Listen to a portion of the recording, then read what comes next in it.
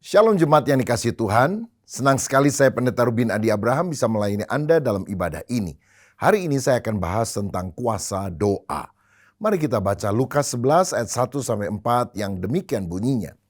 Pada suatu kali Yesus sedang berdoa di salah satu tempat. Ketika ia berhenti berdoa, berkatalah seorang dari murid-muridnya kepadanya, "Tuhan, ajarlah kami berdoa sama seperti yang diajarkan Yohanes kepada murid-muridnya." Jawab Yesus kepada mereka, "Apabila kamu berdoa, katakanlah, Bapa, dikuduskanlah namamu, datanglah kerajaanmu, berikanlah kami setiap hari makanan kami yang secukupnya, dan ampunilah kami akan dosa kami, sebab kami pun mengampuni setiap orang yang bersalah kepada kami, dan janganlah membawa kami ke dalam pencobaan." Saudara, ayat yang kita baru baca adalah doa yang diajarkan Yesus kepada murid-muridnya termasuk kita yang seringkali disebut sebagai doa Bapa kami. Yesus adalah pribadi yang punya relasi yang sangat intim dengan Bapanya sehingga kuasa Allah, wibawa Allah mengalir dengan kuat di dalam hidupnya. Maka kita pun perlu menyediakan diri untuk berdoa. Yang pertama kita akan lihat apa definisi doa.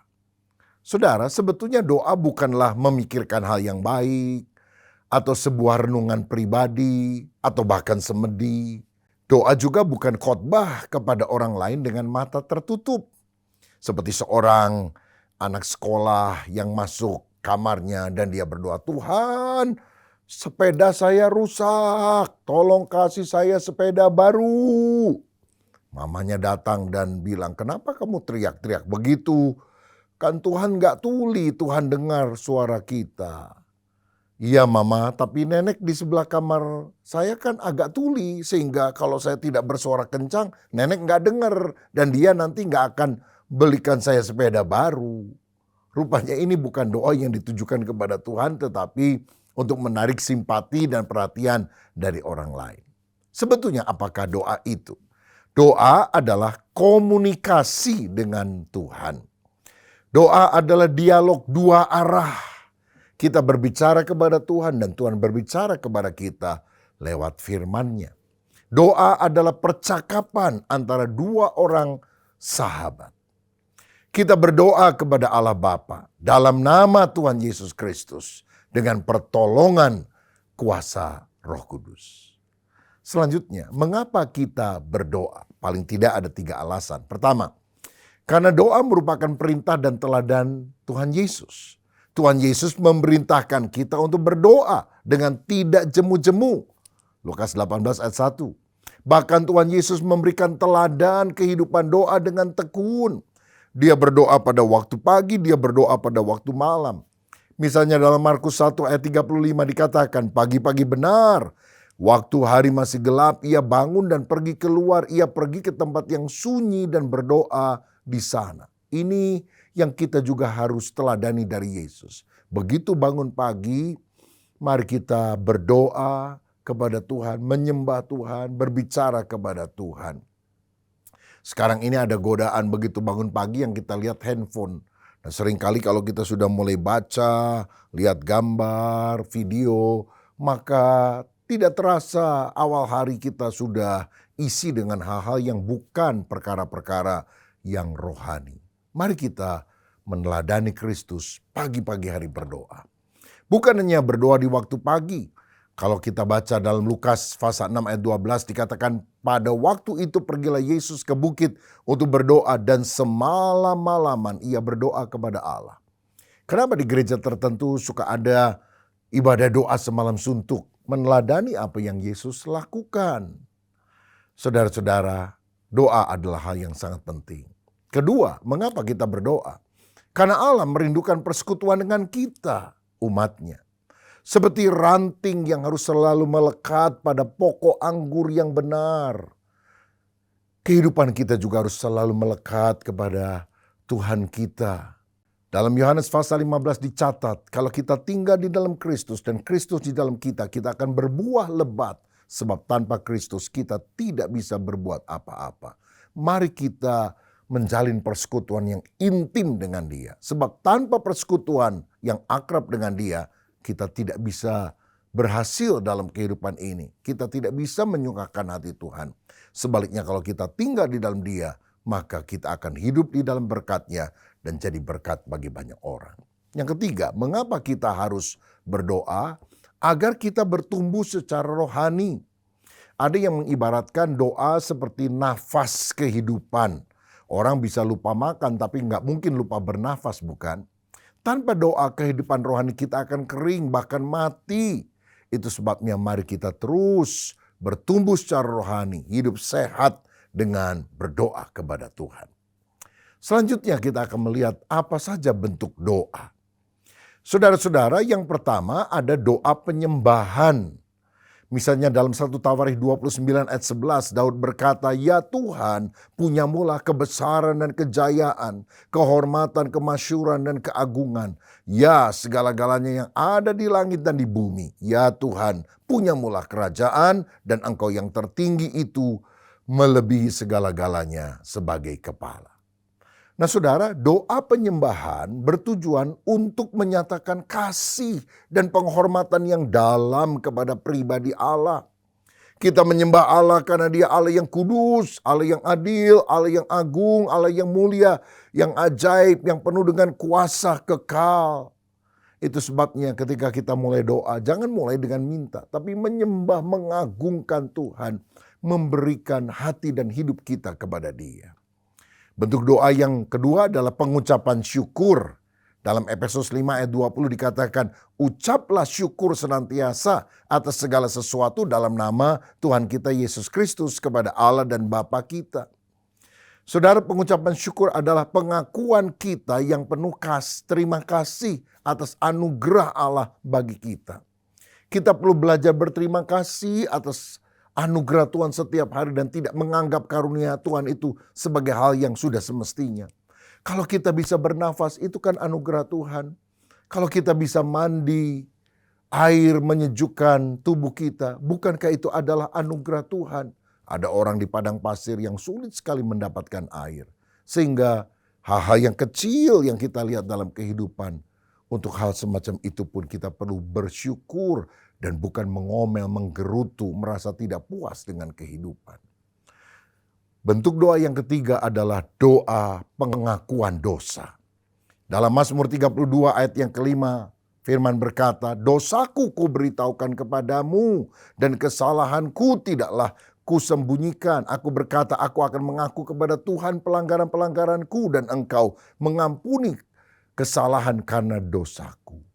Saudara, ini adalah pengakuan dosa dari Daud yang jatuh di dalam kesalahan dan dia sadar dia perlu disucikan oleh Tuhan sehingga dia berlayak berkenan kepada Tuhan. Seringkali dalam kehidupan ada berbagai macam dosa, bukan hanya dalam perbuatan tapi juga dalam perkataan, dalam sikap hati, dalam pikiran, dan kita perlu minta pengampunan dari Tuhan melalui pengakuan dosa. Dan darah Yesus anaknya itu akan menghapuskan kita dari segala dosa kita. Ya, manusia selalu menghampiri Tuhan sebagai orang berdosa yang perlu diampuni. Hanya melalui karya penebusan Kristuslah kita dapat menghampiri hadirat Tuhan. Itu sebabnya dalam doa perlu ada pemeriksaan diri, mengkoreksi diri.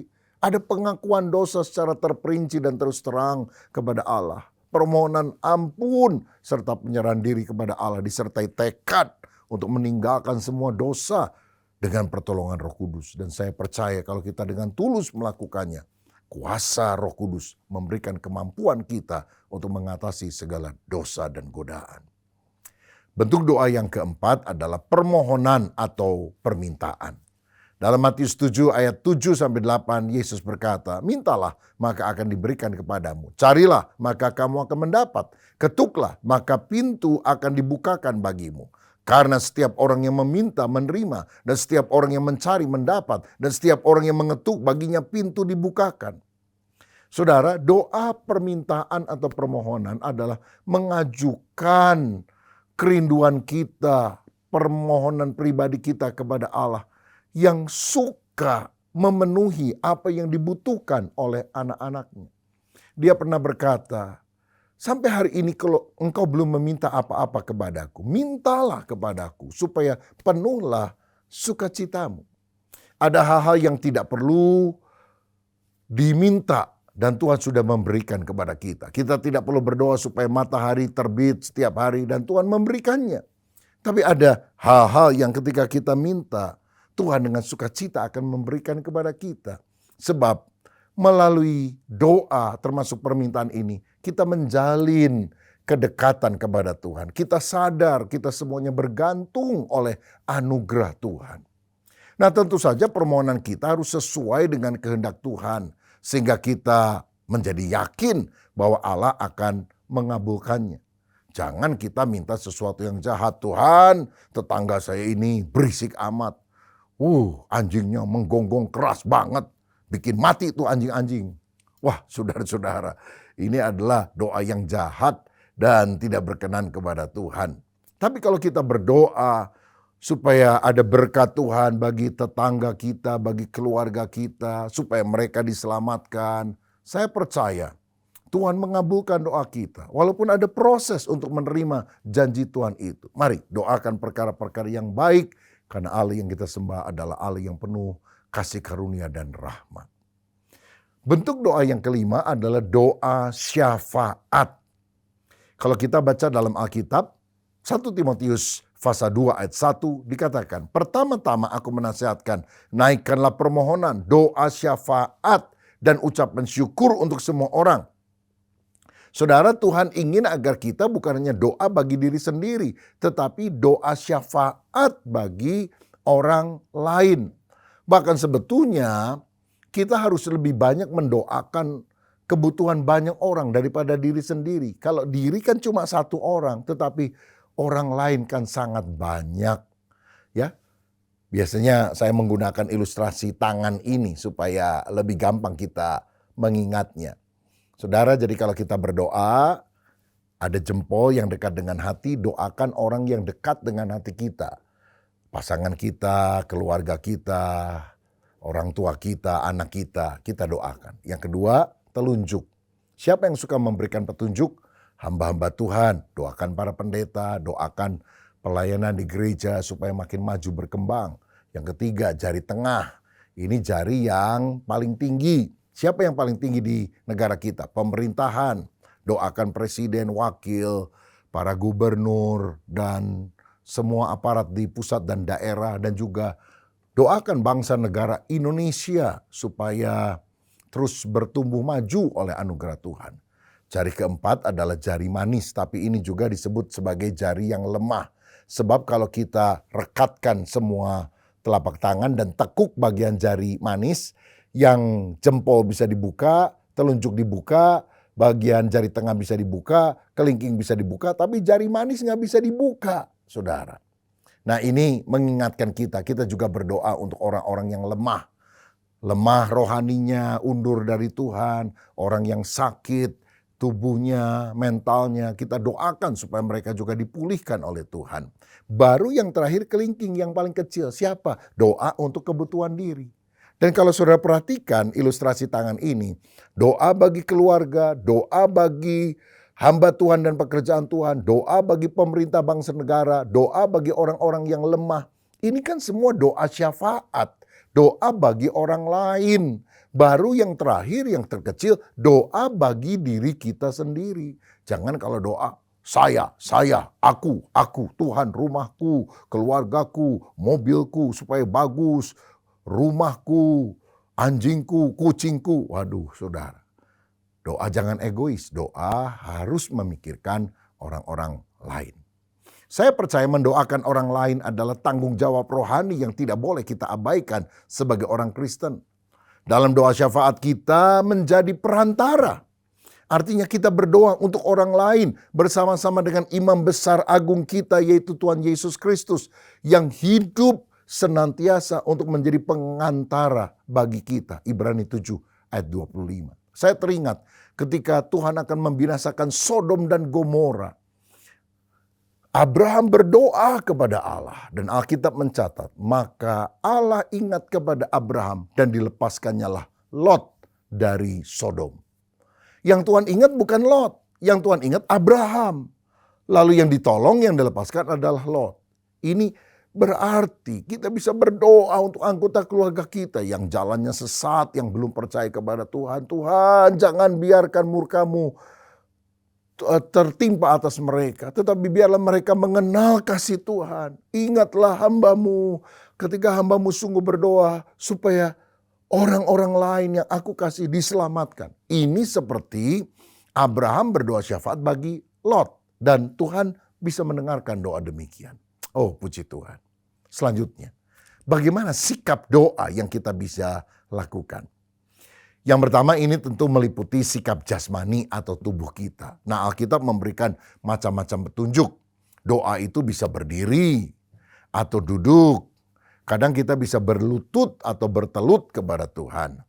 Kadang kita juga bisa berdoa sambil berjalan. Atau kalau saudara nyetir mobil sendirian, lalu kita mulai nyanyi lagu-lagu rohani dan kita mulai berdoa, Tuhan terima kasih Engkau baik memimpin perjalanan sepanjang hari ini. Tuhan Engkau tahu aku punya pergumulan ini, berikan pertolongan. Saudara bisa sambil nyetir juga berdoa. Makanya doa itu bukan lipat tangan, pejamkan mata. Lah kalau nyetir kan nabrak saudara sekalian. Doa adalah komunikasi dengan Tuhan. Bukan soal pejamkan mata atau buka mata. Tetapi membuka hati kepada Tuhan. Kita juga bisa berdoa dengan mengangkat tangan atau menadahkan tangan kita. Memohon kasih karunia dari Tuhan. Kita juga bisa bersembah sujud kepada Tuhan.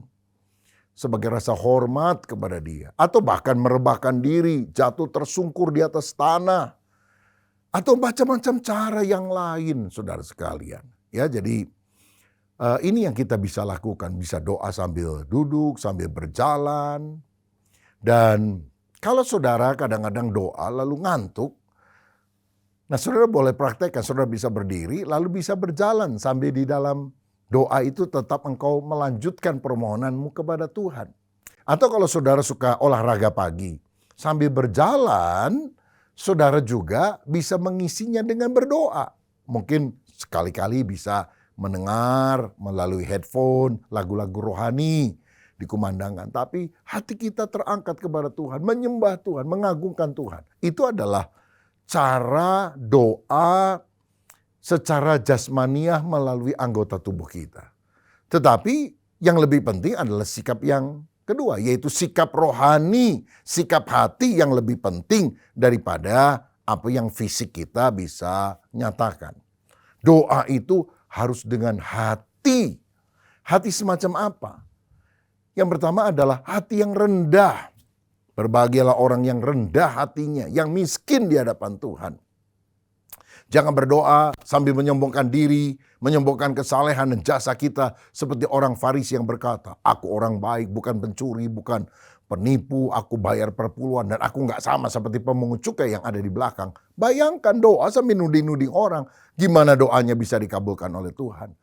Kita harus merendahkan hati karena kita sadar kalau kita minta, kita datang kepada Raja di atas segala raja. Sedangkan kita hanyalah debu tanah yang hidup oleh anugerah Tuhan. Saudara sekalian, selanjutnya kita juga harus berdoa dengan hati yang tulus. Bukan untuk dilihat orang, bukan untuk pamer. Ada orang kalau doa inginnya di persimpangan jalan menurut Matius pasal yang ke-6 ayat 5 dan 6. Supaya dilihat oleh orang. Kelihatannya hebat. Saudara sekalian, hati yang tulus. Bukan untuk dilihat manusia, bukan untuk pamer. Tapi supaya kita sungguh-sungguh bisa berkomunikasi dengan Tuhan. Kemudian kita juga harus punya hati yang percaya. Yakobus 5 ayat 16, ayat yang terkenal tentang doa dikatakan, doa orang yang benar bila dengan yakin, dengan percaya didoakan, akan besar, akan sangat besar kuasanya. Makanya kita doa itu jangan dengan ketakutan, kekhawatiran. Nangis, boleh nangis menunjukkan isi hati. Tapi nangisnya bukan karena ketakutan, bukan karena khawatir. Nangisnya itu karena percaya Tuhan lebih besar dari segala masalah kita. Jadi yang penting ada iman. Berikutnya kita juga harus berdoa dengan hati yang mengampuni. Dalam Markus 11 ayat 25 dikatakan, dan jika kamu berdiri untuk berdoa, ampunilah dahulu sekiranya ada barang sesuatu dalam hatimu terhadap seseorang, supaya juga Bapamu yang di sorga mengampuni kesalahan-kesalahanmu. Sebelum kita doa, periksa diri dulu. Kalau ada kepahitan, kejengkelan, bereskan dulu. Kalau enggak, doa kita terhambat, doa kita terhalang. Terutama suami dan istri, jangan ribut terus. Mesti sehati. Kalau kompak sehati, dua orang di dunia sepakat minta apa saja, permintaannya akan dikabulkan oleh Bapa yang di sorga. Selanjutnya kita akan lihat apa manfaat doa. Ada beberapa hal. Yang pertama, doa adalah kunci untuk mengatasi segala masalah dalam kehidupan. Dalam Matius 17 ayat 20 dikatakan, sesungguhnya sekiranya kamu mau punya iman sebesar biji sesawi saja, kamu dapat berkata kepada gunung ini, pindah dari tempat ini ke sana, maka gunung itu akan pindah dan tak akan ada yang mustahil bagimu. Saudara, kalau kita berdoa dengan iman, gunung masalah akan pindah. Doa adalah kunci untuk mengatasi segala masalah dalam kehidupan. Masalah keuangan, masalah keluarga, masalah sakit penyakit, masalah-masalah yang lain. Bawa semuanya kepada Tuhan di dalam doa. Saya ingat satu kali ada orang yang masuk rumah baru, lalu pemborongnya itu menyerahkan kunci. Ini Pak ya, kunci buat pintu utama, ini buat pintu kamar, ini buat kamar tamu. Dia serahkan kunci, dia tunjukkan satu persatu. Lalu pemilik rumah yang baru ini bilang, waduh banyak banget kuncinya ya.